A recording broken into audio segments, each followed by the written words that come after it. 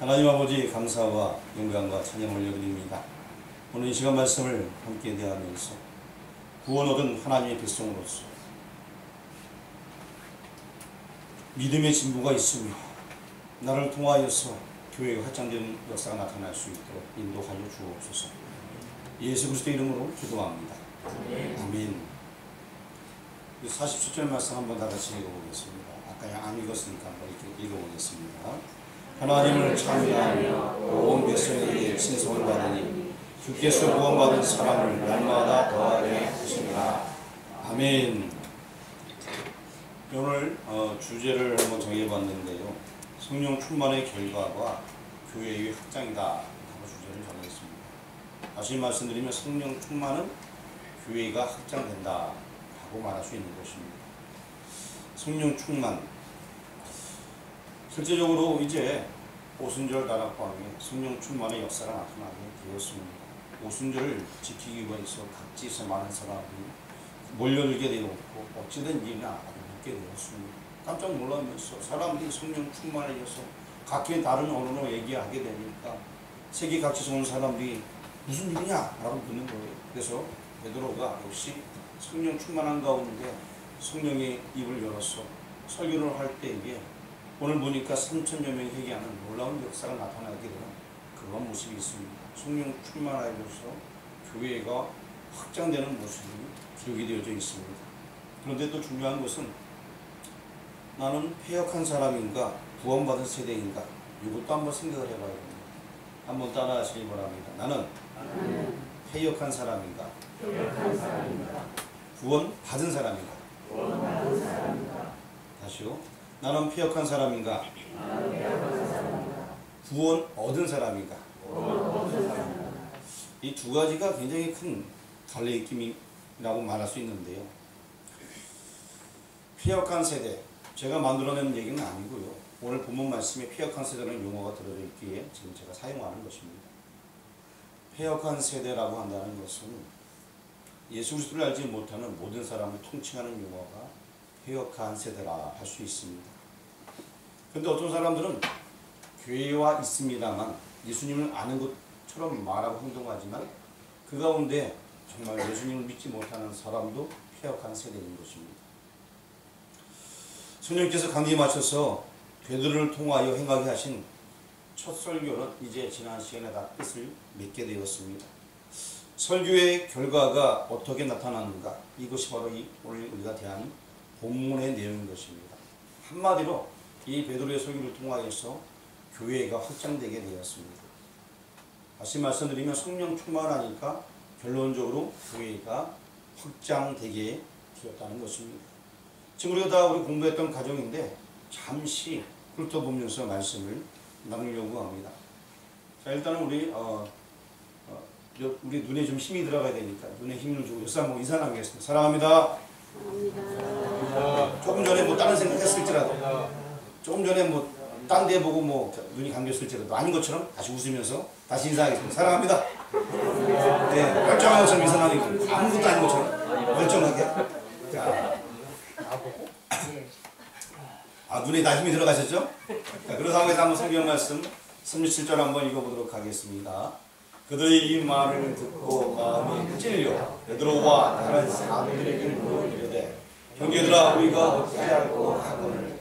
이제 성령 충만한 베드로의 설교를 듣고 나서 사람들이 마음이 찔려서 우리가 어찌할꼬? 우리가 어찌할꼬? 그냥 마음이 막 찔리는 거 견딜 수가 없는 거예요. 그 두려운 하나님의 말씀을 듣고 나서 우리가 어찌할꼬? 근데 그 두려운 하나님의 말씀이 무엇인가? 지금 또 다시 한번 정리를 요구합니다. 자, 우리 22절 말씀 앞에 적어놨는데 우리 22절 말씀 빨간 문 읽어보겠습니다. 빨간 데 시작. 너희도 아는 바와 같이 하나님께서 나사렛 예수로 큰 권능과 기사와 표적을. 자, 그렇습니다. 너희도 알고 있지 않냐? 나사렛 예수가 큰 권능과 기저와 표적을 행한 것. 분명히 이 땅에 와서 우리에게 그런 거 다 해주고 어떤 사람들은 낫기도 하고 어떤 사람은 고침받고 새로워지고 너희가 보지 않았느냐? 그것을 말하고 있습니다. 그리고 23절 한번 빨간 부분을 읽어보겠습니다. 시작. 너희가 법 없는 자들의 손을 빌려 못 박아 죽였으나. 결국 이 얘기는 무엇이냐? 분명히 예수라는 그 분이 오셔서 많은 사람을 고쳐주고 그리고 또 변화시키고 새로운 삶을 살 수 있도록 했는데 너희가 그를 어떻게 했다? 죽였다 이 얘기예요. 너희도 다 알지 않느냐? 너희가 그를 죽였어. 24절 말씀 보겠습니다. 빨간 데 읽겠습니다. 하나님께서 그를 사망의 고통에서 풀어 살리셨으니 너희가 죽였지만 결국 그는 사망에 매여 있을 수 없어서 그는 살아났었다. 하나님께서 살리셨다 라고 얘기를 하고 있습니다. 그리고 또 최종적으로 성경을 들어서 증거를 제시해 주고 있는데 25절 말씀 빨간 부분 읽어보겠습니다. 내가 항상 내 앞에 계신 주를 배웠으며 다윗이 고백하는 건데 다윗이 그 주를 항상 배웠다.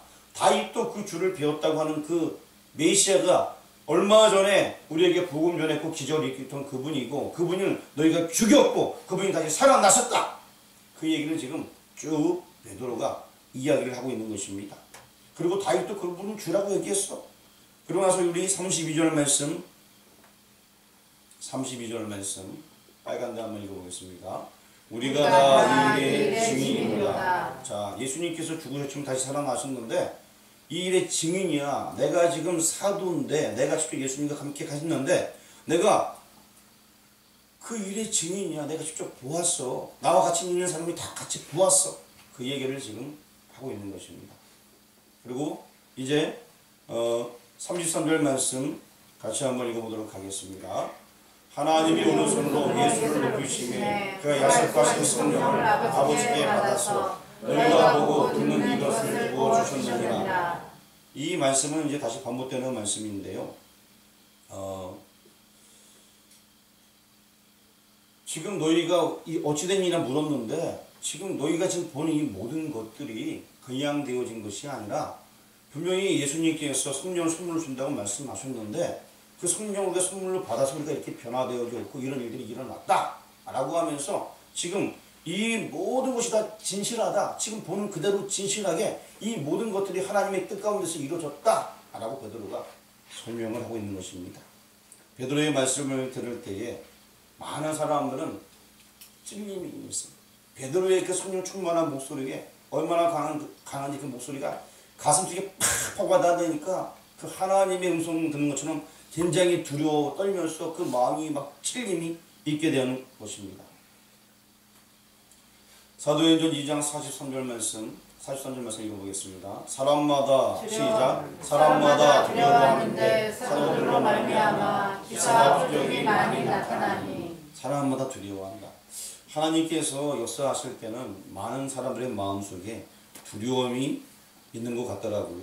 성령께서 하시는 역사를 보면 은혜를 주시기 전에 두려움의 영이 먼저 엄습하는 것 같습니다. 그래서 우리가 기도할 때도 하나님의 그 놀라운 사랑과 은혜를 생각할 때 그 하나님 앞에서 나는 아무것도 아닌 존재다. 그 경외라는 것이 공경하고 두려워하는 그 하나님의 그 말씀이 확 가슴에 베낄 때가 있습니다. 그때는 정말 그 앞에서 굉장히 그 하나님이 두렵기도 하고 떨리기도 하고 그럴 때 하나님께서 그 가운데서 은혜를 베풀어 주십니다. 오늘날 이 두려움과 떨림 이런 것들을 많이 상실한 시대가 오늘날의 시대가 아닌가 생각이 듭니다. 하나님 앞에 기도할 때 그 하나님의 큰 언약하신 말씀이 팍팍 떨어지면요 그 앞에서 다 두려울 수밖에 없고 그리고 또 그 가운데 그 정말 하나님의 확실한 말씀이 내 마음에 팍팍 들어오니까 놀라지 않을 수 없는 것입니다. 그리고 37절 말씀도 아까 읽었던 말씀인데 빨간 데 읽어보겠습니다. 시작 마음에 찔려 베드로의 설명을 듣고 사람들이 그 강한 메시지를 통하여서 베드로의 입을 통해 말하지만 성령의 말씀이 너무나 강하게 막 역사하니까 그 사람이 막 두려워 떨면서 그 가슴이 막 찔리는 것들입니다. 그래서 굉장히 그 앞에서 어찌할 바를 모르는 그런 내용까지 이르게 된 것입니다. 이러할 때 베드로가 더 나가서 한마디를 또 던지게 됩니다. 그 말씀이 38절에 기록이 되어져 있습니다. 같이 빨간 데만 읽어보겠습니다. 세례를 받고 제사를 받으라. 그리하면 성령의 선물을 받으리니. 너희들이 정 그렇게 마음에 찔릴 받으면은 회개하라. 그리고 또 예수 이름으로 세례를 받아라. 제사를 받아라. 그리하면 성령이 역사하신다. 라고 지금 베드로가 얘기해 주고 있는 것입니다. 그 찔림에서 끝나는 것이 아니라 너희들 잘못했으면 회개하라. 예수님 죽이고 회개하라. 그리고 새 사람 되어라. 제사함 받아라. 그리고 성령 충만해라. 지금 베드로가 이 이야기를 하고 있습니다. 그리고 우리 40절 말씀 한번 읽어보겠습니다. 다 전체 다 읽겠습니다. 또 여러 말로 확증하며 너희가 이 패역한 세대에서 구원을 받으라 하니. 여기 패역한 세대라고 아까 제가 시작할 때 말씀드린 바가 있습니다. 나는 과연 패역한 시대에 속해 있는가? 구원 얻은 세대에 속해 있는가? 제가 물음을 던진 적이 있죠. 여기 지금 패역한 세대에서 구원을 받으라 라고 얘기하고 있습니다. 패역한 세대가 분명히 있다는 얘기, 없다는 얘기예요? 있다는 얘기예요. 거기서 구원을 받게 되면 구원 얻은 세대가 또 있다는 것입니다. 패역한 세대와 구원 얻은 세대. 1차적으로 하나님의 아들 예수 그리스도를 십자가에 못 박은 자들이 패역한 세대라 할 수가 있는 것입니다. 그리고 또 오늘날의 패역한 세대라는 것은 하나님을 믿지 아니하고 예수 그리스도를 영접지 아니하는 집단을 총칭하는 용어가 바로 이 패역한 세대라는 것입니다. 세상에는 많은 나라, 많은 민족이 있습니다. 나라가 200개 넘는다고 하던데 많은 나라들이 있습니다. 그렇지만 여러분 영적으로는 두 나라밖에는 존재하지 않습니다. 그리고 또 두 임금밖에는 존재하지 않습니다. 세상의 모든 부류는 두 부류밖에는 없습니다. 그리고 또 세상의 모든 길은 두 길밖에는 없습니다. 옳은 길이 있느냐, 의의 길이 있느냐, 믿음의 길이 있느냐, 아니면 사망의 길이 있느냐, 저주의 길이 있느냐. 길도 딱 두 가지 길밖에 없는 거예요. 왕국도 두 왕국밖에는 없습니다. 그래서 이 세대도 패역한 세대인가, 구원 얻은 세대인가, 이 두 가지밖에는 없다는 것입니다. 이 패역한 세대에서 구원을 받으라 라는 이 40절 말씀. 패역한 세대에서 구원을 받으라. 자, 이 패역한 세대 좌편에서 이쪽으로 옮겨와야지만 구원을 얻을 수 있습니다. 적편에서 패역한 세대에서 이쪽으로 옮겨와야지만 구원을 얻을 수 있다는 것인데, 다시 말씀드리면 사망에서 생명으로 옮겨와야 된다는 것입니다. 사망의 세대에 있다면 이제 그 길을 벗어버리고 이쪽으로 옮겨오기만 하면 되는 거예요. 그래서 시편 많은 곳에 주께 피하는 자 이런 용어가 나오는데, 주님께 오기만 하면은 살 수 있다는 것입니다. 그렇다면 좌편으로부터 이편으로 옮겨와야 할 집단이 있다는 것입니다. 그 집단, 여기서 지금 오늘 성경 말씀에서는 지금 이 베드로의 이야기를 듣는 많은 사람들이 원래는 패역한 세대의 사람들, 예수님 십자가에 못 박는 데 동조했던 사람이 많이 있었어요. 이 사람들이 이제는 일로 넘어와야 된다는 거예요. 그래서 패역한 세대에서 구원을 얻으라는 것은 너희들 그쪽에 있지 말고 이제 구원 얻은 백성 되어라! 그래서 결국 예루살렘 교회가 생겼습니다. 3,000명이 회개하고 교회가 태동되게 된 것입니다. 이렇게 패역한 세대에서 구원 얻은 세대로 옮겨왔을 때에 그곳이 바로 교회의 시작이 되게 된 것입니다. 사도행전 하면 교회의 시작인 것입니다. 패역한 세대에서 구원을 얻게 되면 그는 교회라는 공동체의 한 지체로 받아들여지게 되는 것입니다. 이처럼 옮겨지고 구원을 얻기 위해서는 필수적인 조건이 있습니다. 그 조건이 38절에 나와 있어요.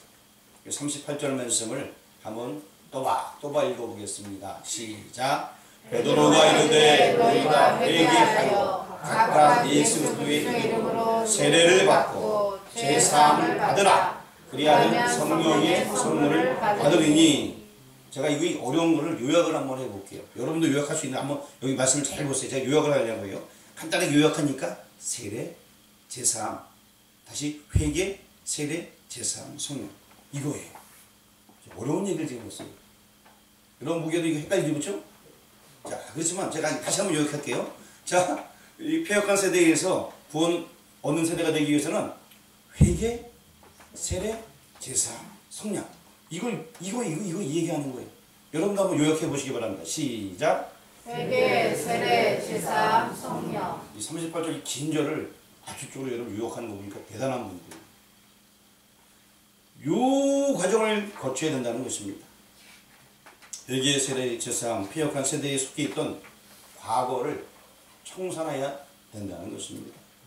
또 성령을 선물로 받는다는 것은 구원 얻은 세대에 속하기 위한 새로 태어남과 새로운 삶이 시작됨을 의미해 주고 있습니다.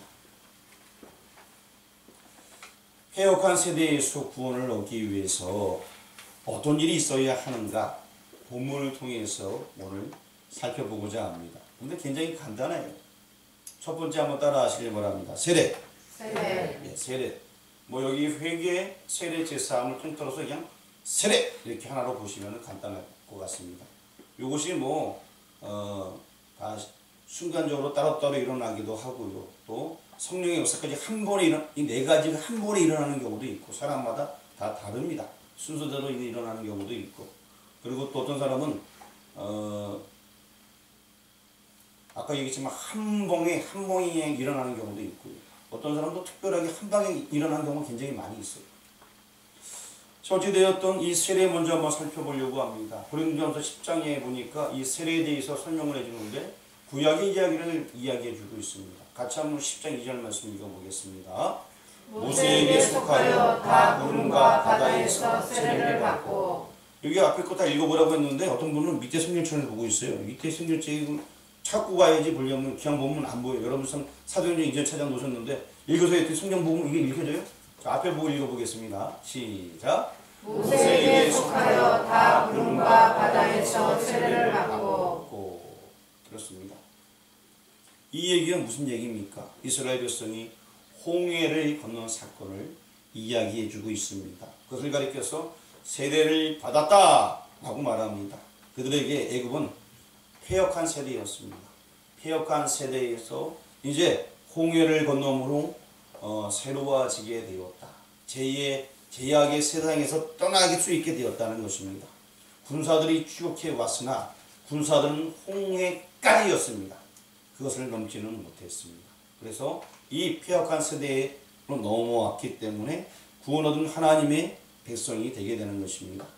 그래서 세례는 회개와 죄사함 그것을 의미하고 있는 것입니다.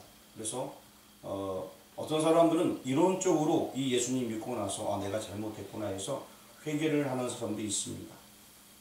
그런데 우리가 이게 참 애매한 게 정확하게는 이것이 패역한 세대에서 구원 얻기 위해서는 세례만으로는 부족하다는 것입니다. 왜냐하면은 홍해를 건너는 사람들이 하나님 말씀대로 잘 살거나 다 구원받았다. 이거 참 애매한 거거든요. 또 한 가지는 교회에서도 와서 세례를 받았어요. 왜냐하면 남들이 하니까 따라 받는 사람도 있고 어떤 사람들은 이론적으로 이해돼서 받긴 받았지만 성령의 역사하심이 없고 그냥 교회를 다니다가 나중에 떠나가는 경우가 있어요. 그래서 사도 바울을 따랐던 사람들도 어떤 사람은 뭐 대마도 돌아가고 이렇게 표현하듯이 떠나간 사람들이 있다는 거예요. 그리고 또 가룟 유다는 어떻게 되는지 모르겠어요. 구원받은지 안 받은지 모르겠지만 어쨌든 간에 이게 세례를 받았다고 해서 다 이게 완벽한 어떤 구원의 보장이 된다는 것은 아니에요. 물론 한문적으로 세례 받으면 됐다 이렇게 표현하는 경우가 많이 있는데 꼭 그런 것은 아니라는 거예요. 그렇죠? 헷갈려요? 세례 받았다고 여러분 다 완벽한 구원의 보장되는 거 아니에요. 물론 그것이 눈에 보이는 어떤 조건이긴 하겠죠. 하지만 완벽한 구원, 오늘 하나님의 백성이 됐다. 이 표현을 하기까지는 성령의 역사가 있어야 됩니다. 오늘날에도 같이 세례를 받고요. 같이 예배를 드리고 같이 봉사를 하게 됩니다. 교회에서 같이 예배 드리다가 같이 졸기도 해요. 그리고 또 같이 은혜 받아서 또 같이 하나님 좋아하기도 해요. 그러다가 또 피곤하면 또 졸고 이렇게 교회 열심히 신앙하는 사람이 있어요. 열심히 봉사도 막 합니다. 근데 어떤 사람들은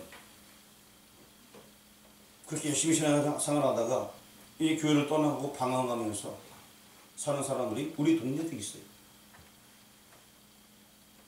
여러 명 있어요. 우리 동네에. 근데 그분들이 정말 예수님 영접했는가? 그거는 뭐 잘 몰라요. 예수님 마음속에 계시고 성령 체험했으면은 교회에 들어와서 신앙생활 해야 되는데 완전히 어떤 분은 세상 길로 간 사람도 있어요. 우리가 유관적으로 볼 때 나중에 그를 하나님께 돌이킬지 모르겠지만 그런 사람이 막 많이 있어요. 세례는 구원의 표시이긴 합니다만 그러나 무조건 구원 다 우리가 받았다. 이것은 좀 생각해 보아야 될 것입니다. 그래서 우리 성령이 있습니다.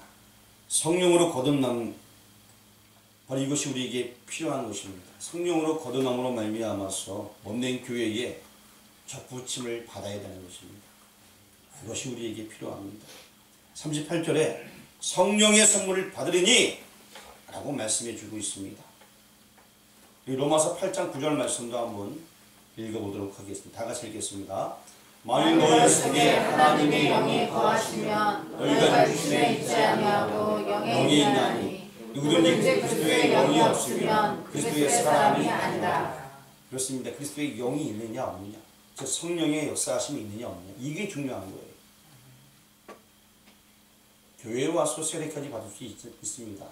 또 많은 사람들이 홍해를 건너기 따라 건널 수도 있어요.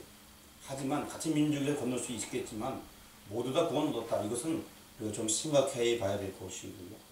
그리스도의 영이 있어야지만, 성령이 있어야지만 구원하는 하나님의 백성이 되는 것입니다. 더군다나 성령 충만한 삶 살아가는 이것이 너무나 중요합니다. 여기 베드로의 설교를 할 때 이 베드로는요, 성령 충만해서 성령이 말하게 하는 것들을 그냥 담대하게 증거했던 것입니다. 우리는 포도나무의 접붙임을 받아야지만 살 수 있습니다. 성령의 은혜가 우리 가운데 있어야지만 영적으로 무럭무럭 성장할 수 있는 것입니다. 다시 말씀은 여기 본문 로마서 8장 9절 말씀처럼 그리스도의 영이 있어야지만 그리스도의 사람이 되는 것입니다. 여러분 가운데 예수의 영이 늘 함께하길 주의 이름으로 축원합니다. 아멘. 그리고 이제 복음의 확장에 대해서 살펴보려고 합니다. 우리 39절 말씀, 본문 39절입니다. 같이 봉독합니다. 이 약속은 너희와 너희 자녀와 모든 먼데 사람 곧 주 우리 하나님이 얼마든지 부르시는 자들에게 하신 것이라 하고. 여기 보니까 모든 먼데 사람, 이 먼데 사람은 누굴 가리킨 걸까요? 먼데 사람, 동네 이름이 뭔데요? 야, 뭔데 니들 다 모여라. 뭔데 사람, 뭔데? 예? 그래요. 이방인을 가리키는 거예요. 어떻게 이걸 다 알았대요? 야, 역시 우리 교원들은 굉장히 똑똑해요. 그 에베소서 2장 10절 보게 되면은 앞에 적어놨는데 한번 보도록 하겠습니다. 읽어보겠습니다. 또 오셔서 먼데 있는 너희에게 소망을 전하시고 가까운 데 있는 자들에게 소망을 전하셨습니다. 에베소서 2장 말씀을 쭉 보게 되면요, 이 먼데는 이방인을 가리키는 용어로 쓰이고 있고요, 그 가까운 데 있는 사람들은 유대인을 가리키는 용어로 쓰이고 있습니다. 그래서 사도들이 아마 그렇게 사용했던 것 같아요. 먼데라는 것은, 먼데라는 동네가 있는 것이 아니고 먼데라는 것은 이방인을 가리킨다라고 보시면 되겠습니다.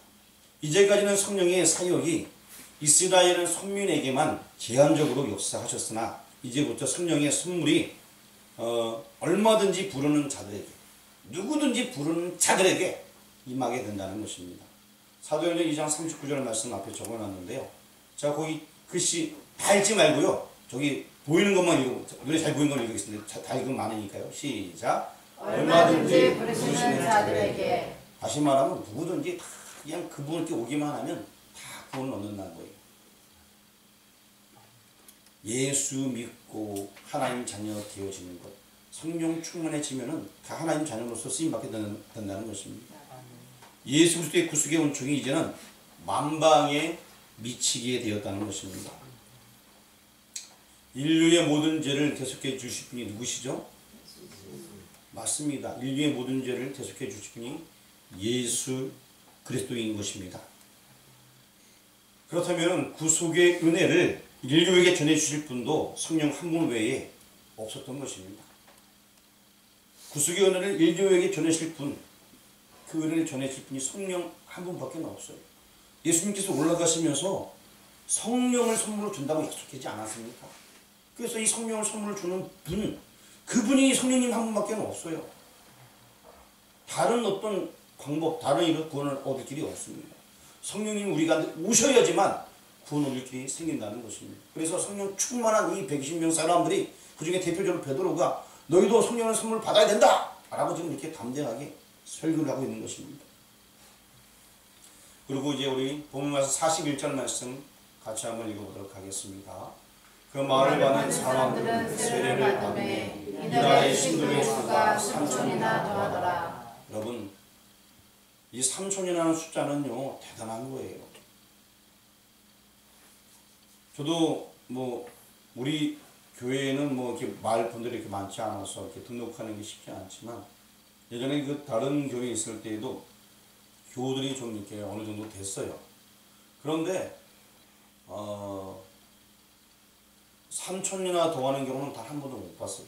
물론 3,000명이 뭐 예배드리는 경우는 있었는데 3,000명이 변화받는 것은 제가 본 적이 없어요.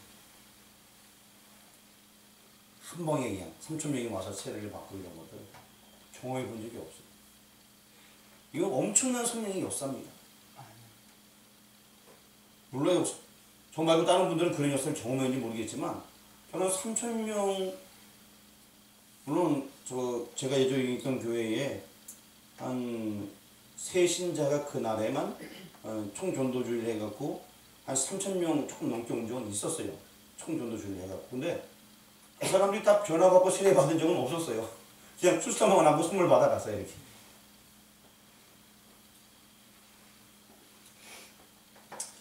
베드로의 설득이나 능력으로 이렇게 된 것이 아닙니다. 성령님께서 베드로와 함께 했기 때문에 이러한 역사가 나타나게 된 것입니다. 굉장히 주의해야 될 부분들이에요. 성령이 거기 충만히 임하니까 베드로가 이렇게 감당했던 것이지 베드로가 잘나서 감당했던 것이 아닌 것입니다.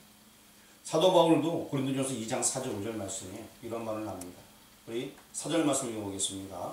내 말과 내 전도함이 설득력 있는 지혜의 말로 하지 아니하고 다만 성령의 나타나심과 능력으로 하여. 그렇습니다. 성령의 나타나심. 자기의 말로 하는 것이 아니라 성령님께서 함께 하시기 때문에 가능하다는 것입니다. 고린도전서 2장 5절 말씀 한번 보겠습니다. 너희 믿음이 사람의 지혜에 있지 아니하고 다만 하나님의 능력에 있게 하려 하였노라. 근원적인 것은 다 하나님의 능력, 그 능력에 모든 것이 다 있는 것입니다. 내가 잘나서가 아닌 것입니다. 오직 성령의 나타나심과 능력으로 이 모든 일이 된 것입니다. 성령이 임할 때 기적이 있고 교회가 확장되는 것입니다. 지금 우리가 사도행전 보았는데 그 전체의 내용은 성령이 임하니까 결국에 교회가 확장되었다 이 얘기예요. 성령이 임하니까 교회가 확장되었다. 그래서 41절 말씀에 자 41절 한번 크게 읽어보겠습니다.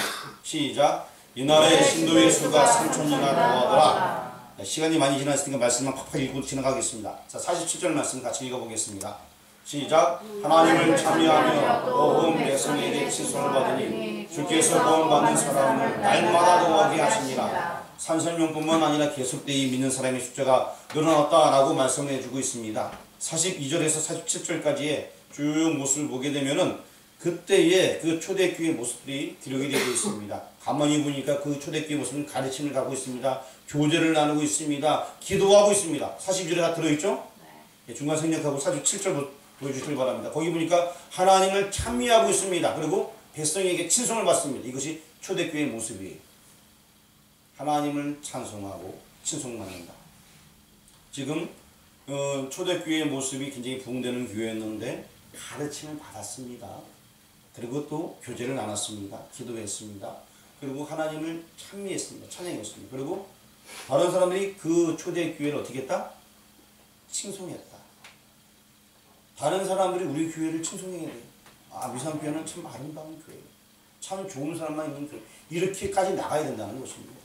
근데 그 앞에는 우리가 가르침을 받아야 되고 서로 우리가 교제하며 돌아봐야 될 것이고 그리고 기도해야 될 것이고 하나님의 찬양이 우리 가운데 있어야 될 것입니다. 그러함으로 말미암아 다른 사람이 칭찬하는 그런 교회. 이것이 초대교회의 모습이면 이제는 우리 교회의 모습이 되어야 될 것입니다. 자, 2장을 그냥 간단하게 요약하겠습니다. 성령님께서 임하셨습니다. 약속된 성령님이셨습니다. 그들이 새로 태어나 거듭나게 되었습니다. 이 역사가 그들만 있었던 것이 아니라 거기에 오순절을 지켜놓은 사람들에게도 이제는 그 역사가 나타나게 되면서 교회의 확장이 있었습니다. 이것이 2장의 이야기.